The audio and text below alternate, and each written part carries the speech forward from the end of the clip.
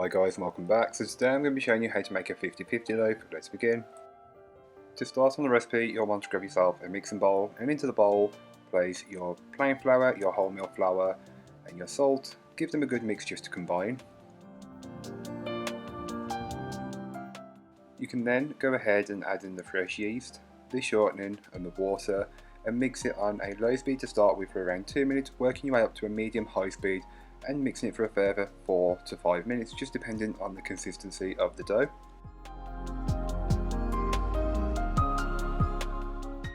Once your dough is mixed, you can then go ahead and flour your work surface with a good amount of just bread flour. Then place your dough onto it and give it a brief knead just to incorporate some of that flour. Once you're done, you can then bring it back up into a ball shape, rounding it off, then placing it into a lightly oiled bowl. You can then go ahead and cover the bowl with some cling film and leave somewhere warm to proof for around 45 to 60 minutes.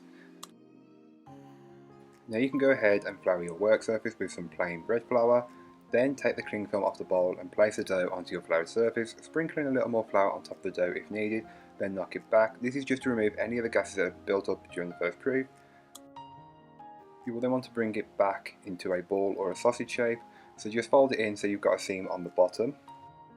You can then bring the dough back into a ball shape and then roll it out into a fat sausage shape, or you can just take it directly into a fat sausage shape.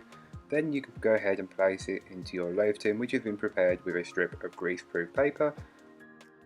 You can then go ahead and loosely cover the dough with some cling film and leave to proof for around 30 to 45 minutes, or until the dough has risen well. This is completely normal and it should dome up, and that's fine. Remove the cling film and then place it into your preheated oven. All of the baking times and temperatures will be in the blog post, which will be linked down below. Here is what the bread looks like once it's fully baked and cool. You can then slice into it, cutting it as thickly or as thinly as you'd like. I went with quite thick as that's how I like it, but this bread is incredibly soft, and it's not like wholemeal or white, it's a mixture of both, as you can tell from the flours. As you can tell, it's really soft and best enjoyed within 3 days of making.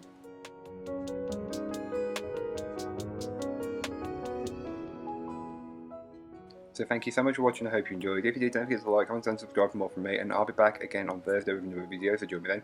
But in the meanwhile, don't forget to check out the description. There'll be a link to this recipe, a link to my blog and all of my social medias. Don't forget to follow me on Instagram, as that's where I hold polls and post on my story, so you'll get to see what's coming up and what's already been done. But yeah, that's all for today. Bye guys.